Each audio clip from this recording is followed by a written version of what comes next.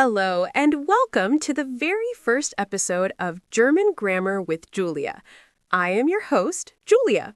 Here, we don't just memorize tables, we deconstruct the mechanics of the language so that it makes sense to your English-speaking brain. Whether you are starting from zero or scrubbing up on rusty skills, you are in the right place. Today, we are tackling the most iconic and perhaps the most feared feature of the German language, the umlaut. You know them, those two little dots hovering over the vowels A, O, and U. To an English speaker, they often look like heavy metal decorations or just random spots of ink. But in German, those dots are not optional. They are the difference between saying, I am happy, and I am lying. They are the difference between weather and mothers.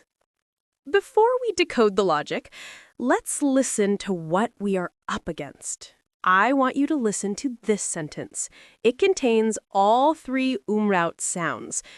Don't worry about the meaning yet. Just feel the sound. Über 5 schöne Brücken müssen Bären gehen. Did you hear that? It sounds distinct, doesn't it? It feels forward in the mouth. By the end of this episode, you will not only be able to pronounce that sentence, but you will also understand the physical mechanics of why those sounds exist. Let's strip this down. What is an umlaut? Historically and grammatically, it is a vowel mutation. It signals a change. Often, it signals a plural form or a change in tense. But for us, right now, it signals a change in the shape of your mouth. Imagine your mouth is a musical instrument. The standard vowels A, O, U are played in the back of the throat or with an open jaw. But the umlaut drags that sound forward right to the front of your teeth.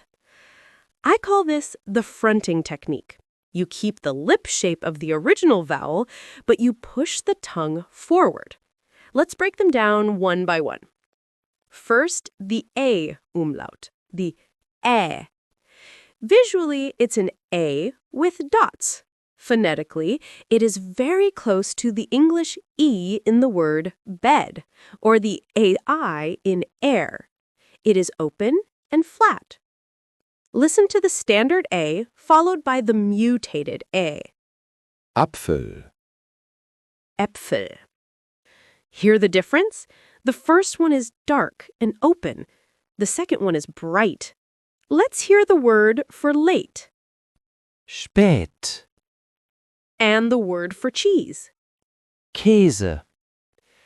Now, let's move to the trickier ones, the O umlaut, the Ö.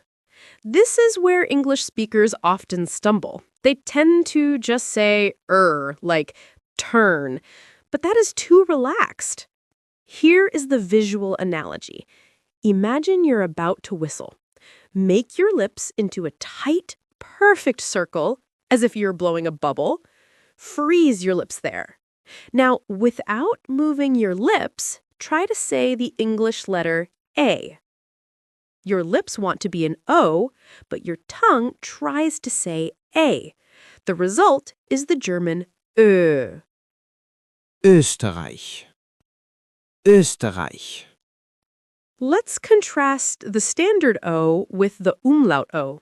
Listen to the word for already versus the word for beautiful. Schon. Schön. Did you hear that tight tension in the second one?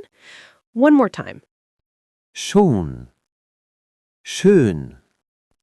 Okay, and finally, the boss battle. The U umlaut. The U. This sound doesn't exist in standard English, which is why it feels unnatural. But the mechanics are identical to the O. Do the whistling face again. Tight, round lips, very small opening. Now, with those lips locked in place, try to say the English sound E as in C. Your lips say O, but your tongue says E. The result is the high-pitched, focused Ü. Über. Listen to the difference between the word for mother and mothers. Mutter. Mütter. Hear how the second one sounds much sharper? Mütter. Now, you might be thinking, Julia, I can't do mouth yoga every time I want to order a beer. And you're right. So, here's the smart hack. It's the secret history of the dots. Hundreds of years ago, German scribes didn't use dots.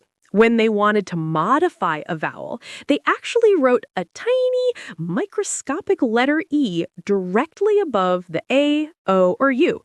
Over centuries, the tiny handwritten E got sloppy and turned into 2 dashes and eventually 2 dots. Why does this matter? Because the hack is the hidden E. Every time you see an umlaut, your brain should see a blend of the base letter plus an E. A plus E equals ä, like air.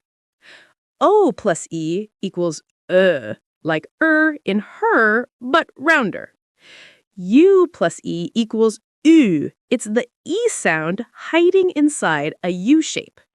The dots are just a ghost of the letter E. If you aim for an E sound while shaping your mouth for the main vowel, you will hit the target 90% of the time. Let's test this theory with the word for 5. It looks like F-U-N-F, but see the ghost E. Shape for you, say E. Fünf.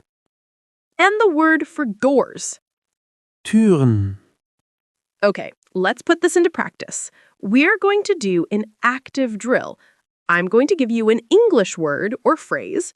I want you to visualize the spelling, see the dots, apply the hidden E hack, and say it out loud. Then my German voice will give you the correct pronunciation. Ready? First, how would you say the German word for bear? It uses the A umlaut. Remember, A umlaut is like air. Next, how would you say the word for oil? It uses the O umlaut.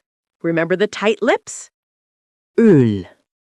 Good. Keep those lips round. Next, let's try the word for exercise or practice. It uses the U umlaut. Think E inside the U. Die Übung. Übung.